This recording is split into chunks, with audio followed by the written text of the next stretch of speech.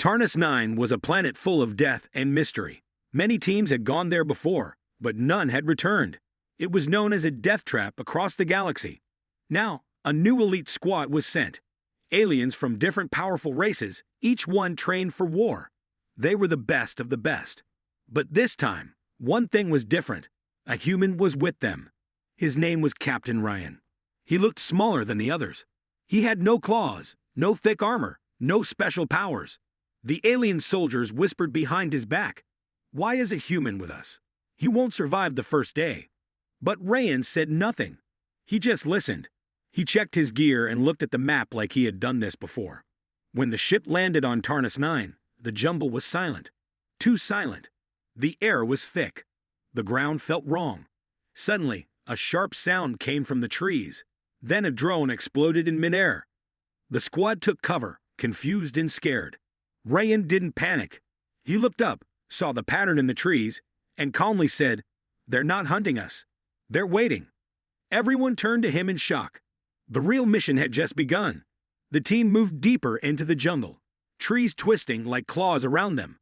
Every step felt dangerous. Gornak, the strongest alien in the squad, kept his blaster ready. The others followed, but Captain Ryan walked differently. He didn't scan with gadgets. He watched the ground, the sky, the silence. Without warning, something flew out of the bushes. A sharp metal creature attacked. The squad fired wildly, but the enemy vanished like smoke. Ryan was gone. Did the human run? Vern growled. But before they could move, traps exploded around them. Nets dropped from trees, blinding lights flashed, and spiked pits opened under their feet. Yet none of the team got hurt. Every trap caught something else. Something hidden, waiting to kill them. Then Ryan stepped out from the shadows, holding a small alien device. "I jammed their sensors," he said. "They can't see us now." The aliens stared. How did he know where to place the traps? How did he predict the attack? "He doesn't think like us," Gornak muttered. "He thinks like a survivor." Thela, the tech expert, whispered, "No, he thinks like a predator." And for the first time, they didn't laugh at the human. They followed him. The jungle slowly turned into ruins.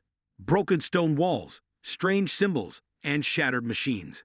Vines covered everything. But Ryan saw something the others didn't. He walked up to a stone slab, brushed the dirt away, and froze. There were human words carved into the rock. The aliens gathered around him. "This writing, it's from your world?" Sela asked, shocked. Ryan nodded slowly. "Humans were here before. A long time ago." Solak, the quiet sniper, finally spoke. "Then why didn't they return?"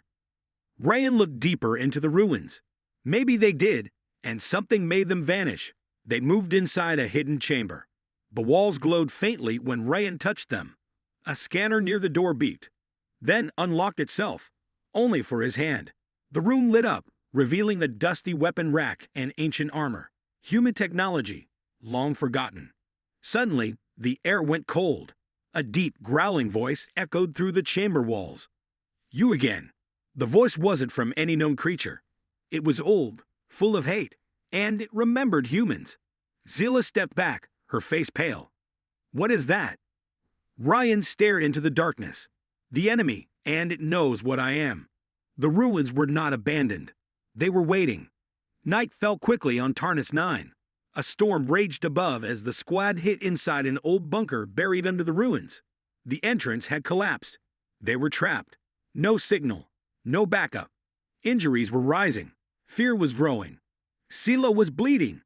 Vern had burns on his arm. Gornak punched the wall in anger. "We're finished." But Ryan stayed calm. He moved through the bunker, collecting broken parts, wires, and old tech. "We're not done yet," he said.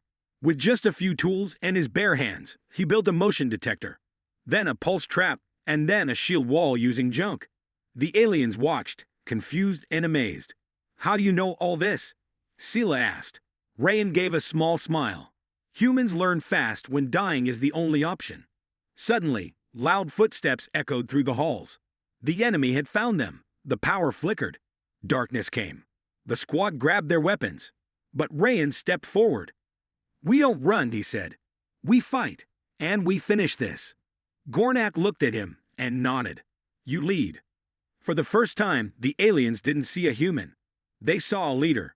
And in that bunker, with death outside, Ryan became their last hope. The enemy stormed the bunker. Shadows moved fast, growling, screeching. Too many to count. The squad stood ready, backs against the wall. But this time, they weren't looking for orders from their commander. They looked to Ryan. He gave quick, sharp instructions. Hold fire until my signal. Aim for the sound, not the movement.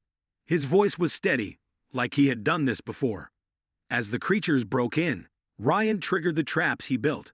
Explosions shook the ground. The shield wall held, for a moment. Then, they broke through. Chaos exploded. Blasters fired. Screams filled the air. Vern went down. Salat was out of ammo. It was over. Until Ryan reached the control panel hidden in the wall, something only a human could open. He slammed his hand on it. The room lit up.